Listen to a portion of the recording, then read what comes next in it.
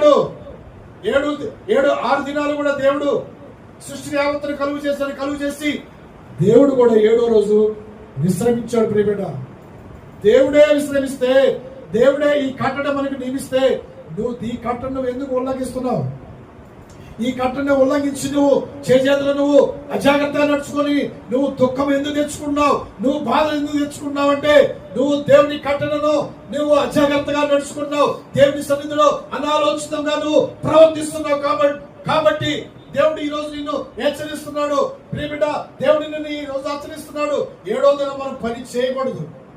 అసలు పని చేయకూడదు. మనం విశ్రాంతి తీసుకో. నీ దేహానికి ఎప్పుడు విశ్రాంతి? ఎప్పుడు నువ్వు పని చేస్తుంటే నీకు విశ్రాంతి ఎప్పుడు? నీకు ఆరోగ్యం ఎలా ఉంటుంది? ఆరోగ్యం వచ్చిందా? అందుకని దేవుడు చెప్తున్నాడు, జాగ్రత్తగా నడుచుకుంటున్నాడు దేవుడు. బిడ్డ, హల్లెలూయా, హల్లెలూయా. యెహెజ్కేలు 20:12 వచనము, వారికి చూసినగా నేను ఎవరికి చూసినండి?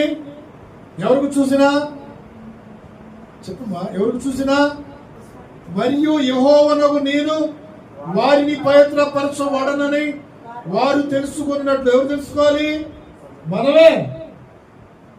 మనమే తెలుసుకోవాలి.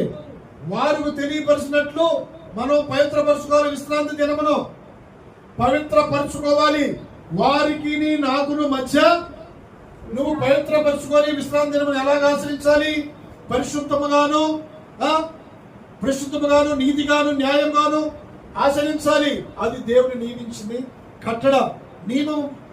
అది నియమాన్ని మనం ఉల్లంఘించకూడదు. ప్రియబిడ్డ, అందుకనే అన్నాడు, మరియు యెహోవానగు నేను వారిని పవిత్రపరచుటకు. ఎవరినండి? యేసుక్రీస్తుని విశ్వసించి, యేసుక్రీస్తుని అంగీకరించి, యేసు నామములో బాప్తిసం తీసుకున్న వారిని పవిత్రపరచుటకు, పరిశుద్ధపరచుటకు, ఆయన రక్తంలో శుద్ధి చేయుటకు, ఆయన వాక్యం ద్వారా బాగు చేయుటకు ఆయన ఏమంటాడు? వారిని నాకును వారికి మధ్య విశ్రాంతి దినమును సూచనగా ఉంచాడు. సూచన ఇది మనకి సూచనండి. ఆయన సన్నిధిలో విశ్రాంతి దినం గడపాలి. ఆయన సన్నిధిలో ఒక దినము గడుపుట 1000 దినాల కంటే శ్రేష్టం. ప్రియబిడ్డ, 1000 దినాలు పోగొట్టుకోకూడదు. ఒక్క దినం పోగొట్టుకున్నవా నువ్వు 1000 దినాలు వెనకపోయినట్టే నువ్వు. కాబట్టి నువ్వు ఆదివారం కంపల్సరిగా ఎవరిని ఆరాధించాలి? దేవుని ఆరాధించాలి. హల్లెలూయా. జీవము గల దేవుని ఆరాధించాలి ప్రియబిడ్డ. సృష్టికర్తమైన దేవుని నువ్వు ఆరాధించాలి ప్రియబిడ్డ. హల్లెలూయా. దేవుని నామమునకు మహిమ కలుగును గాక. అందుకని మనం జాగ్రత్త పడమంటాడు. విశ్రాంతి దినంలో మనం జాగ్రత్త పడమంటాడు. అజాగ్రత్తగా మనం నడుచుకోకూడదు ప్రియబిడ్డ. అజాగ్రత్తగా నడుచుకుంటే మన దుఃఖం పాలైపోతాం.